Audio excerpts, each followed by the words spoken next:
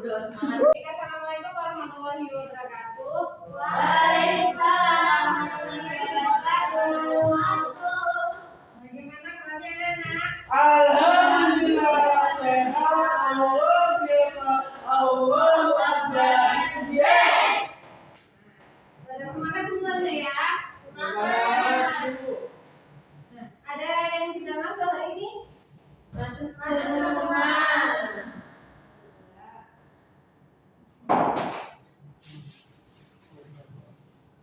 Baik, sebelum memulai pembelajaran pada pagi hari ini, alangkah baiknya kita berdoa terlebih dahulu anak-anak supaya diberi kelancaran, kemudahan dan keberkahan. Amin. Nah, untuk ketua kelas bisa memimpin doa ya anak-anak. Ya. Sebelum memulai pelajaran, marilah kita berdoa dimulai.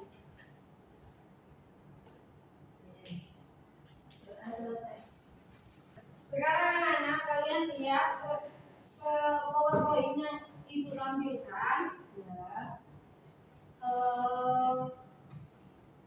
Nah, kalian tahu perbedaan kedua gambar di samping apa?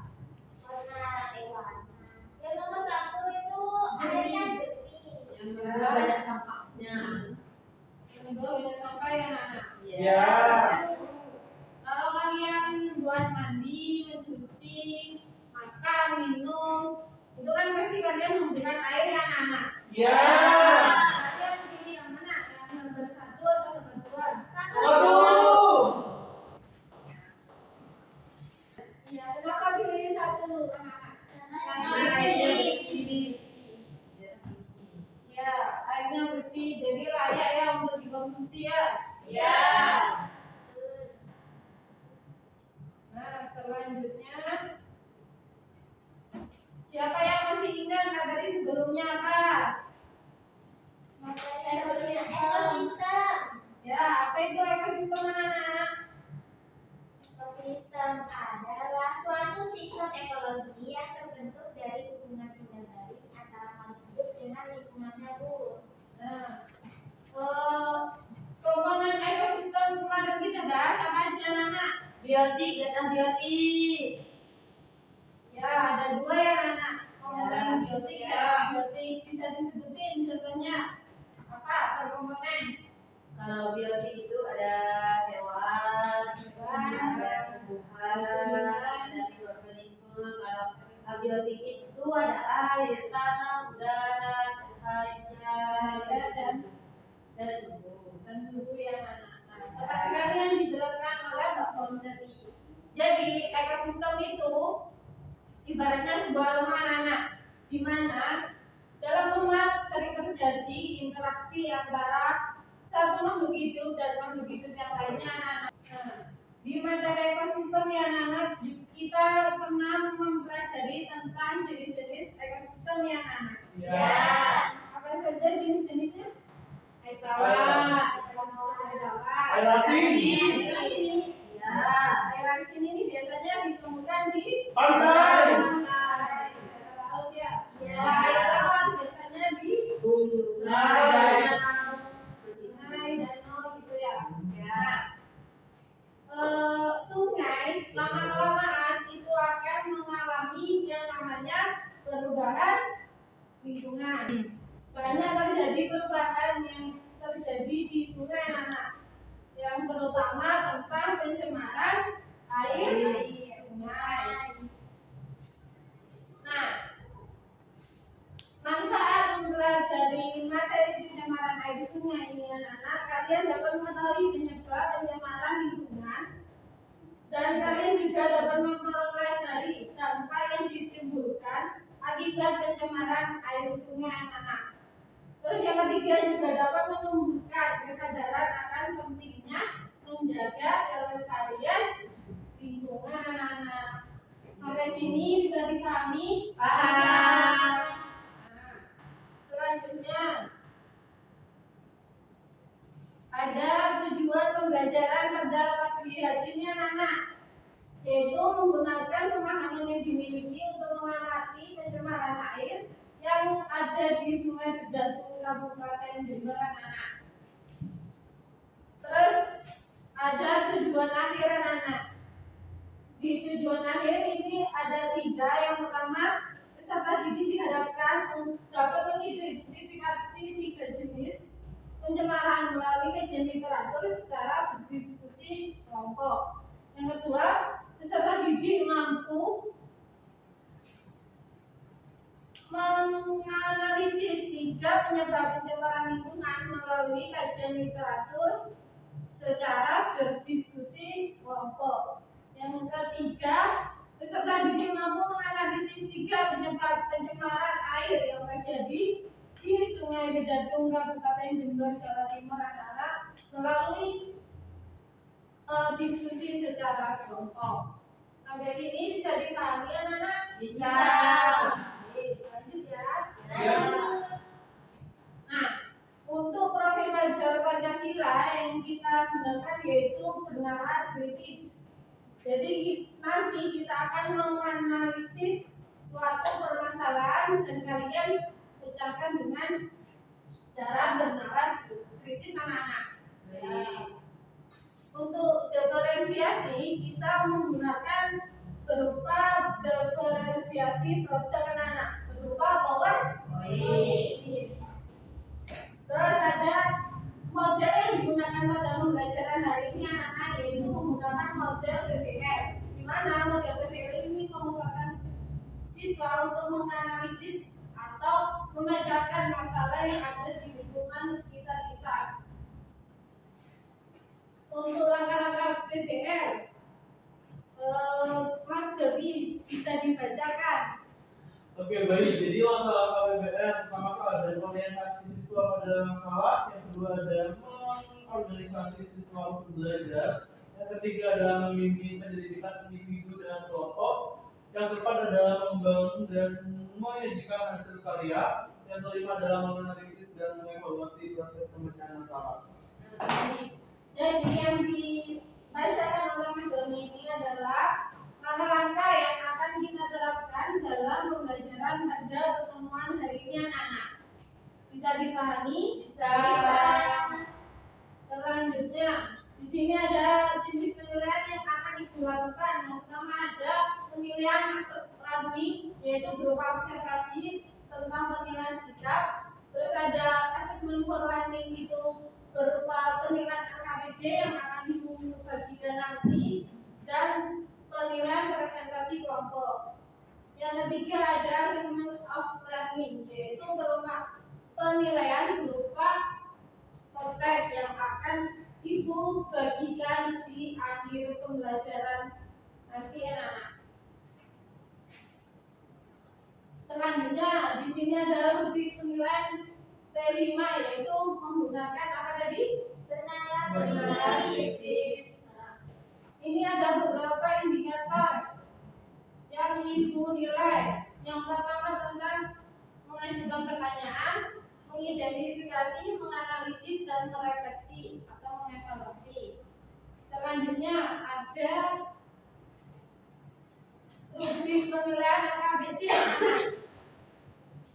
Itu juga ada 4 aspek yang akan Ibu nilai, tentang pemahaman konsep, kenalan kritis, kemampuan kolaborasi, dan penggunaan sumber daya anak-anak. Sampai sini bisa dipahami? Bisa. Oke. Selanjutnya juga ada penilaian presentasi anak-anak. Ada beberapa aspek, ada 3 aspek yang Ibu menilai anak-anak. Tentang kesesuaian materi presentasi, tentang penggunaan media, dan interaksi dengan kelompok lain anak-anak. Selanjutnya ada penilaian rubrik post-test. Nah, ini ada 3 aspek yang Ibu nilai sesuai dengan jumlah soal yang ada di post-test nanti anak-anak. Ibu akan membagikan pretest untuk mengetahui kemampuan dasar terkait materi yang akan dipelajari pada pertemuan hari ini anak-anak. Bisa dimengerti? Mengerti. Ibu akan bagikan ya.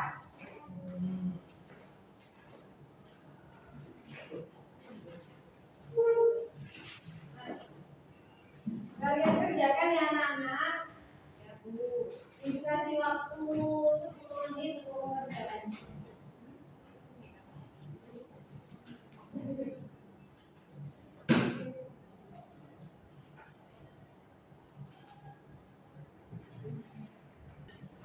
sudah mengerjakan tugasnya anak-anak? Sudah. Sekarang bisa dikumpulkan ya.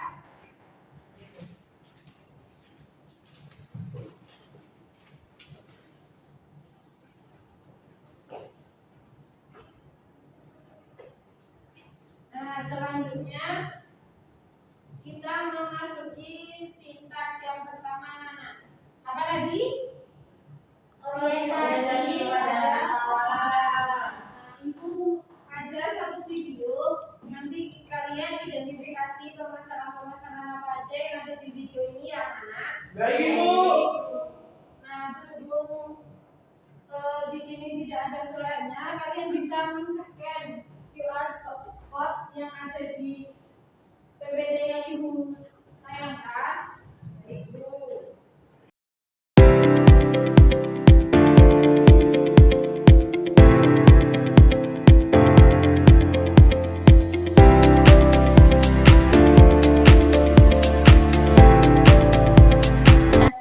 Nah, kalian kan udah memperhatikan video yang Ibu kirim ya, Nana? Sudah.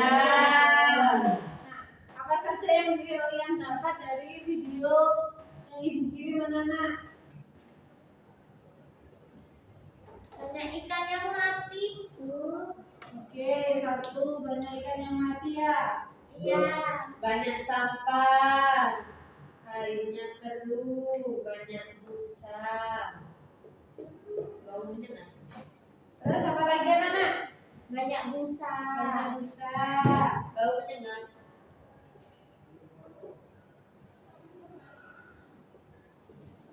Terus baunya menyengat ya. Ya, airnya keruh.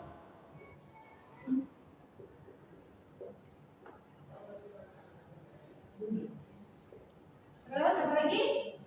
Airnya keruh. Airnya keruh. Sudah? Sudah.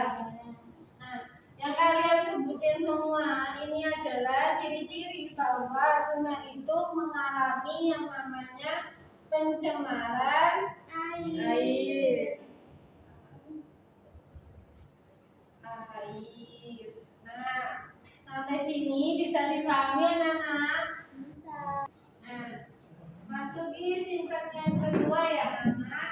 Ya. Apa tadi?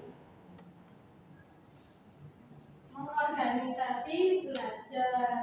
Nah, Ibu mempunyai LKPD yang akan Ibu bagikan nanti untuk dikerjakan secara berkelompok anak-anak.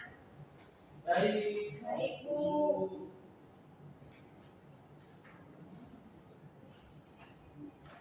Nah, Ibu akan membagi kalian menjadi dua kelompok. Yang pertama ada kelompok visual dan audio visual anak-anak.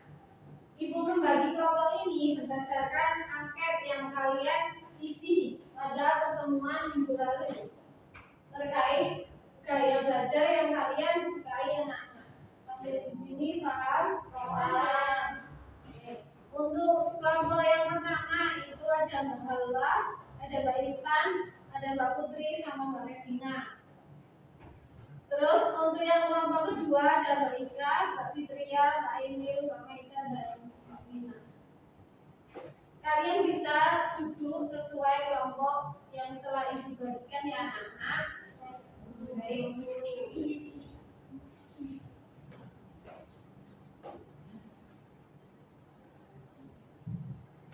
Bu. Ini masuk di kelompok satu. Yang di kelompoknya Mbak Halwa.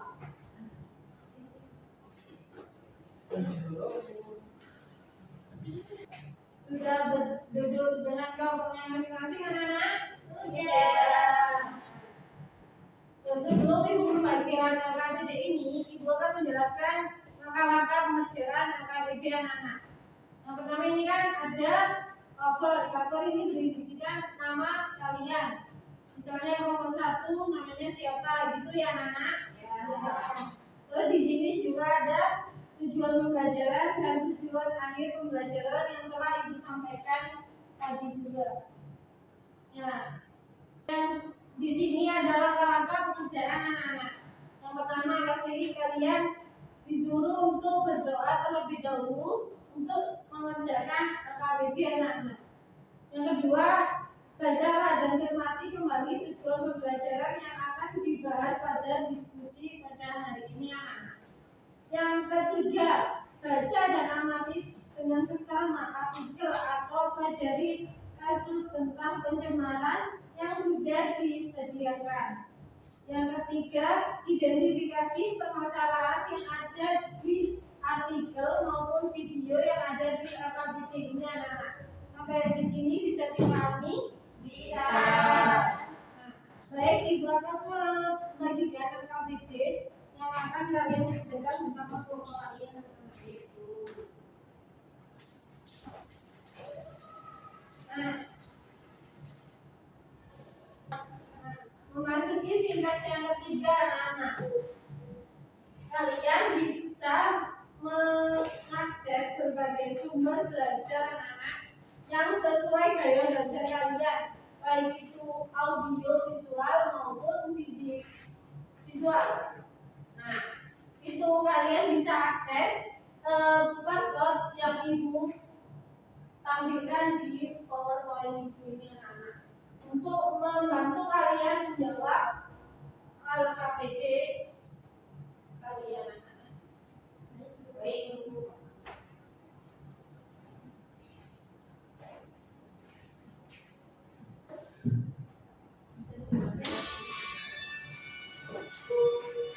Yang menampilkan beragam keindahan alam di televisi. Kita bisa menyaksikan ekosistem air dan darat hidup berdampingan. Dalam ekosistem tersebut terdapat komponen makhluk hidup dan tak hidup dengan jumlah yang seimbang. Ekosistem dikatakan seimbang jika tidak ada satupun makhluk hidup yang berbeda. Ada sumber belajar semua anak-anak? Sudah. Kalian bisa mengerjakan KBG itu dengan berkelompok dengan memanfaatkan sumber belajar yang telah Ibu berikan. Baik.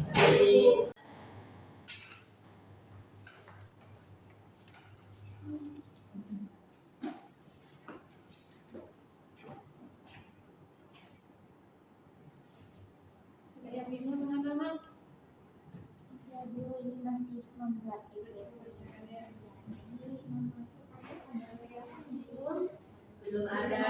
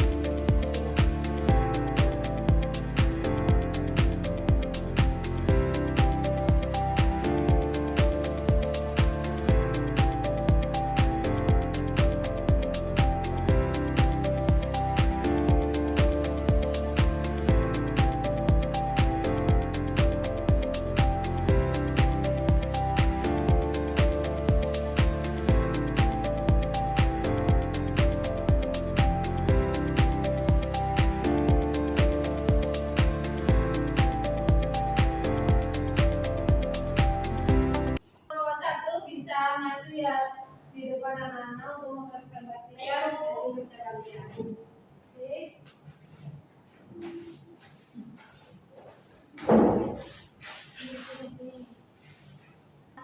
Assalamualaikum warahmatullahi wabarakatuh. Waalaikumsalam warahmatullahi wabarakatuh. Kami dari kelompok 1 ingin mempresentasikan hasil pada kelompok kami. Yang pertama, perkenalkan nama saya Intan dengan absen 5. Saya Harwa dengan absen 3. Saya Doni dengan absen 29. Kita akan mempresentasikan tugas kami yaitu pencemaran air sungai. Yang pertama, pencemaran air itu diakibatkan oleh limbah pertanian yang mengandung pestisida dan pupuk kimia serta pembuangan sampah sembarangan ke sungai. Air yang tercemar dapat terindikasi melalui bau, warna, dan keberadaan biota mati yang menunjukkan bahwa kualitas air telah menurun. Tanah yang dianggap tercemar ketika tidak dapat digunakan untuk bercocok tanam dengan ciri Penyebab pencemaran tanah meliputi senyawa, asam, pestisida, berlebih, pupuk kimia, limbah industri, dan limbah rumah tangga seperti deterjen. Pencemaran udara di Indonesia disebabkan oleh polusi dari kendaraan bermotor, asam rokok, dan polutan yang berbahaya seperti karbon monoksida. Pencemaran ini dapat menyebabkan dampak negatif terhadap kesehatan masyarakat dan kerusakan pada sistem pernafasan. Pencemaran sungai. Pada artikel yang kedua, kualitas air sungai Bedadung tergolong tercemar dengan hingga sedang yang disebabkan oleh aktivitas masyarakat seperti mandi, mencuci, dan pembuangan limbah domestik serta limbah industri. Hal ini berpotensi memperburuk kondisi kualitas air. Tingginya kandungan fosfat PO4 di perairan yang berasal dari limbah domestik dan industri dapat mempengaruhi kesuburan perairan dan pertumbuhan fitoplankton.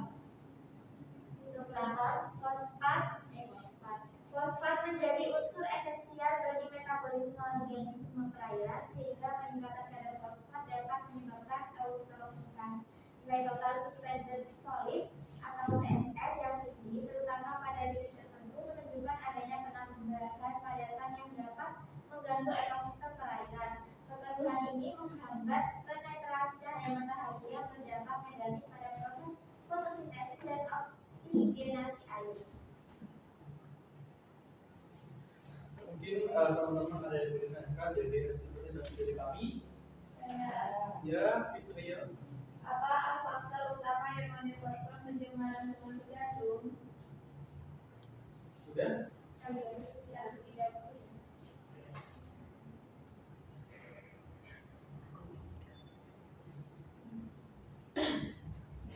Baik, jadi saya ingin menjawab. Kan tadi apa faktor utama yang menyebabkan pencemaran sungai di Bedadung ya? Jadi limbah dari industri, limbah domestik, yang terdapat itu contoh dari limbah domestik ini yaitu sampah, air cucian baju yang dibuang ke sungai dan lain sebagainya. Dan limbah pertanian, contohnya itu seperti penggunaan pestisida yang berlebihan, gitu.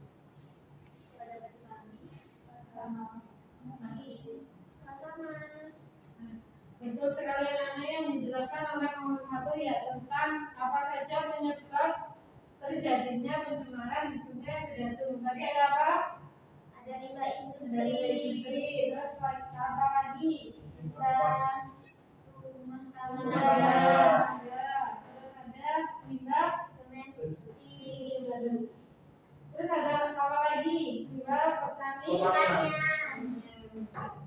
Nah, sekarang bisa ditutup anak-anak yang berkontribusi. Sekian dari kelompok 1. Wassalamualaikum warahmatullahi wabarakatuh.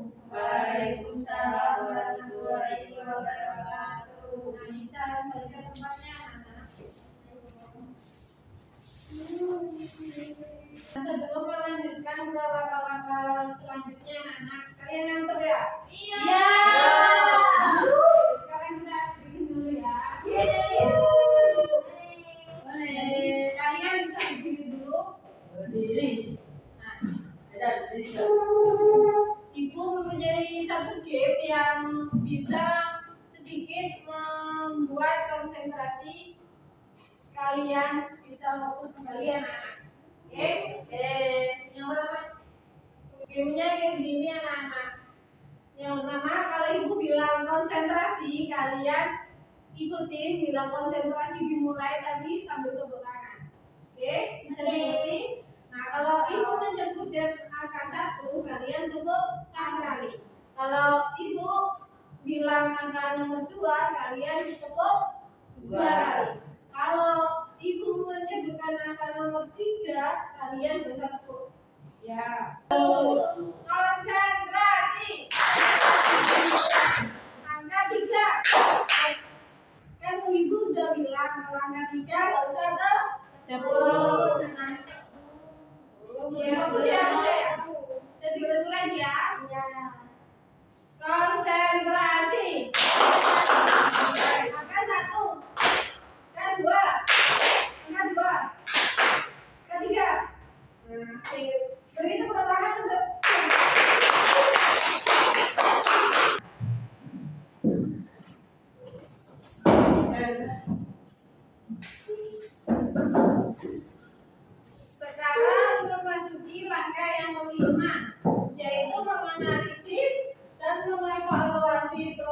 pemecahan masalah anak-anak.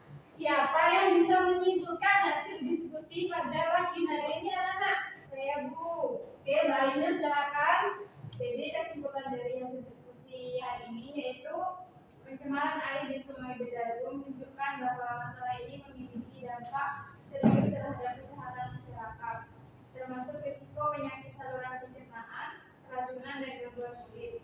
Penyebab terjadinya pencemaran air yang terjadi di Sungai Bedarum ini disebabkan oleh sampah baik organik maupun anorganik, limbah industri seperti limbah pertanian seperti pestisida dan lainnya. Upaya untuk mengatasi pencemaran memerlukan kolaborasi antara pemerintah dan masyarakat. Tepat sekali yang disimpulkan Mbak Ainul. Jadi yang di Sungai Bedarum itu disebabkan oleh beberapa faktor yang anak-anak penyebabnya. Ya. Yang pertama tadi ada limbah domestik. Ya. Terus ada limbah apa lagi? Limbah pertanian. Sama limbah industri. Industri rumah tangga. Organik maupun anorganik. Ya. Nah, sekarang Ibu akan memberikan penguatan ya anak-anak dalam materi yang kita bahas pada pembelajaran hari ini, yaitu pencemaran adalah masuknya makhluk hidup atau komponen lain ke dalam lingkungan hidup anak-anak yang dilakukan oleh kegiatan manusia. Nah, tadi sudah dijelaskan jenis-jenis pencemaran ada berapa anak? 3. Pencemaran air, jadi itu jenis-jenisnya pencemaran ada 3 ya anak-anak. Kemudian di pencemaran air. Pencemaran air ini adalah suatu kondisi di mana kualitas air mengalami penurunan anak-anak akibat oleh masuknya zat asing seperti sampah, limbah, zat kimia, dan lainnya anak-anak. Sampai sini bisa dipahami? Bisa. Selanjutnya penyebab pencemaran lingkungan anak-anak. Yang pertama membuang sampah atau limbah ke sungai. Yang kedua penggunaan plastik secara berlebihan. Yang ketiga penggunaan kendaraan pribadi yang memperburuk polusi udara anak-anak. Yang ketiga yang keempat itu ada pembakaran hutan. Terus yang kelima itu alat-alat listrik yang dapat memicu gas rumah kaca. Yang ketujuh yaitu bahan-bahan pembersih yang mengandung bahan-bahan kimia berbahaya anak-anak. Itu yang disebutin ini semua adalah penyebab-penyebab pencemaran lingkungan, baik itu pencemaran yang terjadi di air, di tanah maupun di udara anak-anak. Selanjutnya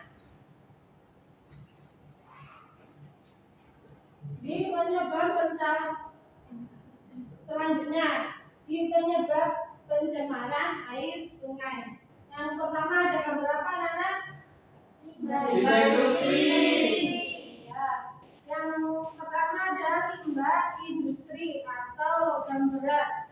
Nah, limbah ini dapat menurunkan kualitas air sehingga terjadi pencemaran air.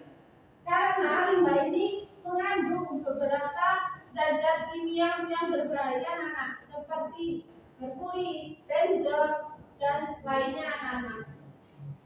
Terus ada apa lagi anak-anak? Limbah pertanian. Ya, limbah pertanian. Jadi limbah pertanian yaitu dengan menggunakan pestisida secara berlebihan anak-anak juga dapat menurunkan kualitas air anak-anak. Itu karena dengan yang ada di pestisida anak-anak itu dapat menurunkan populasi ikan-ikan yang ada di perairan sekitar sawah anak-anak, di aliran sungai yang ada di sekitar sawah. Selanjutnya ada apa lagi? Limbah rumah tangga. Ya, limbah rumah tangga. Ini yang sering dijumpai di lingkungan sekitar kita anak-anak. deterjen dan juga mencuci Baju. Nah, karena deterjen ini mengandung beberapa zat yang berbahaya anak seperti fosfat dan lainnya yang bisa menurunkan kualitas air sungai anak-anak. Yang jika limbah atau bekas cucian baju itu yang dibuang di sungai itu menyebabkan pencemaran air anak-anak. Selanjutnya apalagi ada Sampah plastik. plastik. Ada sampah plastik. Ini yang sering kita jumpai di sungai-sungai sekitar kita. Banyaknya sampah plastik yang sengaja dibuang sembarangan ke sungai. Nah, dan mengapa sampah plastik ini dapat menurunkan atau mencemari perairan sungai? Karena limbah plastik ini menyebabkan suatu ikan memakan mikroorganisme atau yang dinamakan mikroplastik anak-anak, yang menyebabkan banyak ikan mati. Dampak pencemaran air anak-anak. Yang pertama ada kerusakan ekosistem alam anak-anak. Ini pasti terjadi karena kualitas air yang turun itu menyebabkan beberapa ekosistem yang rusak anak-anak, seperti erosi dan lain-lainnya anak-anak. Selanjutnya anak-anak di dampak yang kedua yaitu penurunan kualitas air anak-anak. Jadi kalau kalian menghitung dengan menggunakan alat yang namanya pH itu akan menunjukkan pH-nya atau angkanya itu di bawah. Jadi menunjukkan bahwa kualitas air yang buruk itu akan parameter tersebut akan menunjukkan tingkat keasaman air. Bisa dipahami anak? Bisa. Izin terima kasih. Ya, silakan.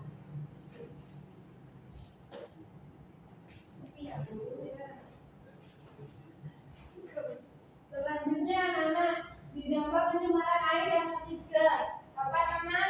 Gangguan kesehatan. Ya, gangguan kesehatan. Jadi orang-orang yang hidup di sekitar aliran sungai atau di bantaran sungai itu seringkali mengalami gangguan kesehatan anak-anak seperti diare, terus tipes dan lain-lain. Nah, itu disebabkan oleh dampak pencemaran air anak-anak. Selanjutnya, nah, Ibu menyediakan poster yang telah Ibu sampaikan bahwa di akhir pembelajaran ini akan Ibu berikan poster. Ibu berikan poster. Kalian kerjakan. Oh ya, sebelum Ibu berikan, bisa mengumpulkan LKPD-nya terlebih dahulu ya anak-anak. Baik.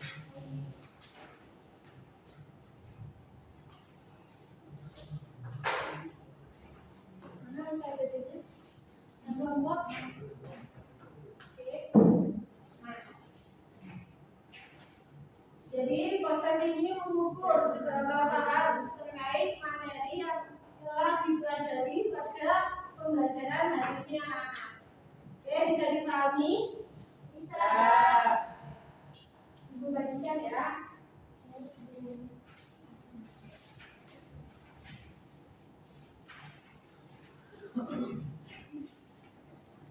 Nah, poster ini kalian kerjakan individu ya anak-anak. Dilarang menyentuh teman sebagainya. Oke, bisa dipahami? Nah, untuk pengerjaan proses ini Ibu kasih waktu sekitar 10 menit anak-anak.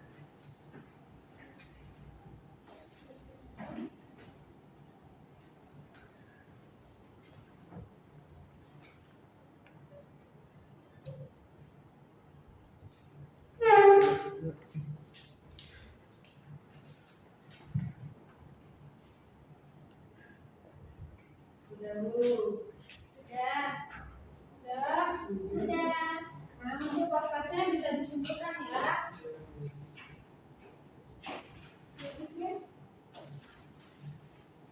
Ini sudah semua dibuat. Ya. Oke. Nanti Ibu akan nilai pas kalian. Nanti untuk Mbak Ainil pas-pasnya bisa menyusun ya. Siap. Oke. Selanjutnya, nah kita kan sudah belajar tentang materi apa tadi? Pencemaran. Khususnya di sungai. Berdatu. Oke.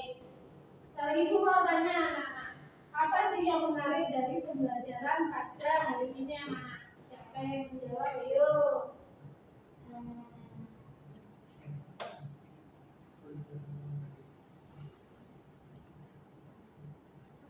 Saya Bu, Ya silakan Mbak Haza.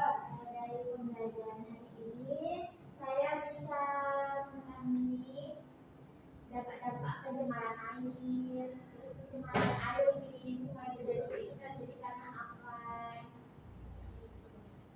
Ya. Jadi kalian juga bisa mengerjakan refleksi lanjutan ini melalui Google Form yang mana. Baik Ibu.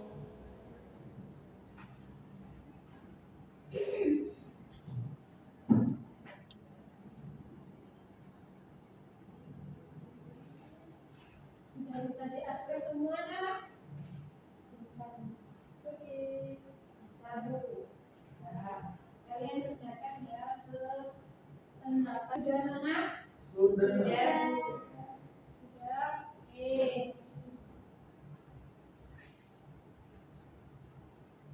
Ibu akan menyampaikan bahwa pertemuan selanjutnya kita akan mempelajari materi tentang pencemaran Dalam. udara. Nah, anak-anak kalian bisa mengakses untuk belajar mau dari Google maupun YouTube atau artikel-artikel yang berkaitan tentang pencemaran udara. Sebelum Ibu menutup pembelajaran pada pagi hari ini, alangkah baiknya kita berdoa terlebih dahulu anak-anak. Untuk ketua kelas bisa berdoa ya, semoga ilmu yang kita pelajari pada pagi hari ini bisa bermanfaat anak-anak. Amin.